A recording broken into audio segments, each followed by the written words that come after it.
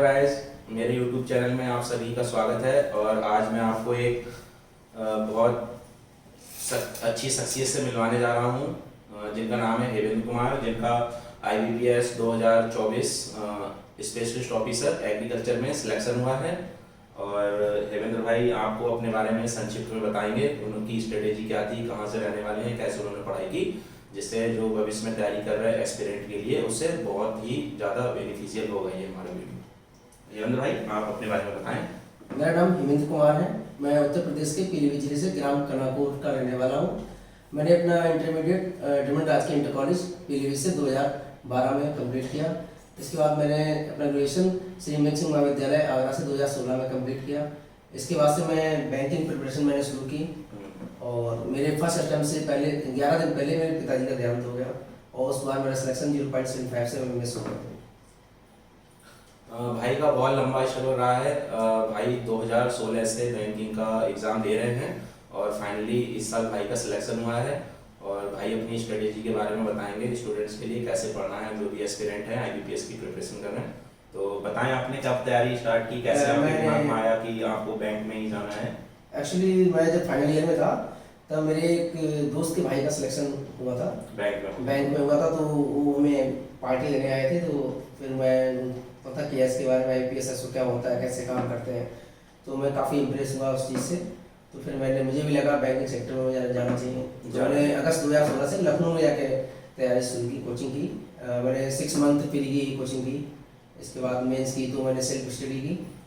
और फिर next year से जब मैंने पहले फर्स्ट अटेम्प्ट दिया तो उस टाइम एक एग्जाम होता था, सिंगल सिंगल टीयर था उस टाइम पे, केवल एक एग्जाम होता था, फिर उसके बाद में इंटरव्यू होता था। उस बार मेरा 0.75 से रह गया था सिलेक्शन इंग्लिश में। तो आप बताइए, एस्पिरेंट को बताइए कि आपने क्या स्टडी मटेरियल फॉलो किया और क्या स्ट्रेटेजी रहती थी आपकी पढ़ने के लिए, जब भी प्री से पहले आप कैसे।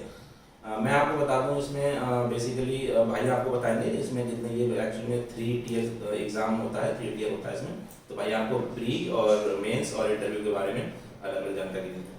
फर्स्ट टाइम 2017 में मेरा फर्स्ट टाइम प्री निकला था। तो अब मैंने महिंद्रा कोचिंग से प्री की तैयारी की थी लखनऊ में। इसके बाद मेंस के लिए मैंने 1-2 बुक्स एग्रीकल्चर की फॉलो की थी, इसलिए मैं उस बार मेंस फेल हो गया।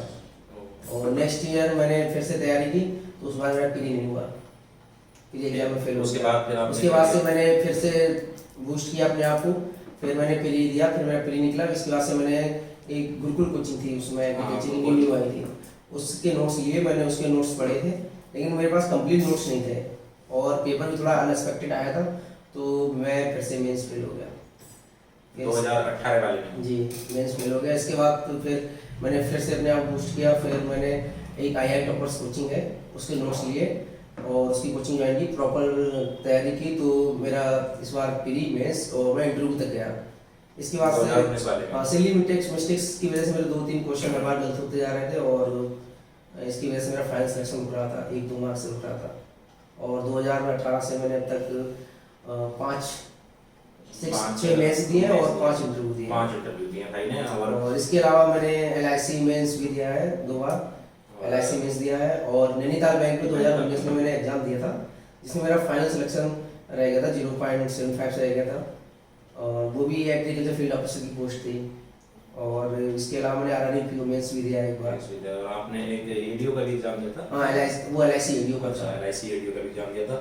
तो एक भाई की बहुत लंबी जर्नी रही है कि 7-8 साल प्रिपरेशन करना लगातार सेम एग्जाम की, बार बार उसमें फेल होना, फिर अपने आप को तैयार करना सेम प्रिपरेशन के लिए। आदमी इतने लंबे टाइम में छूट जाता है। तो भाई आपको बताएंगे भी भाई कैसे मोटिवेटेड रखते थे अपने आप को। सेल्फ मोटिवेशन बहुत जरूरी होता है इस एग्जाम के लिए। मेरी सक्सेस के पीछे मेरा रोल मेरे छोटे भाई का है। उसने मुझे हर स्टेज पे सपोर्ट किया है। तो मैं प्रिपरेशन के दौरान घर बहुत कम जाता था, घर पे बात बहुत कम करता था। मतलब तैयारी में ही अपना पूरा टाइम जो है और तैयारी में लगा। हर दूसरे दिन मुझे लगता था इस बार नहीं हुआ तो क्या होगा इस बार। फिर मैंने सोचा कि एक बार और करके लगे रहे, मतलब छोड़ा नहीं उसके लिए, तैयारी करते रहे। तो आप बताएं प्री के बारे में बताएं स्टूडेंट्स के लिए, प्री की क्या स्ट्रेटेजी रहती थी आपकी? प्री के लिए मैं कुछ सिलेक्टेड टॉपिक्स ही पढ़े थे। वो मैंने यूट्यूब से फ्री क्लास ली थी, अरुण सर की से मैथ पढ़ा था और अंकुश लामा सर से मैंने रीजनिंग पढ़ी थी। और इंग्लिश के लिए मैं निम्सा बंसल मैम को फॉलो करता हूँ। हाँ, एक्चुअली में प्री जो होता है प्रीलिम्स में 3 सब्जेक्ट्स आते हैं, मैथ, रीजनिंग और इंग्लिश।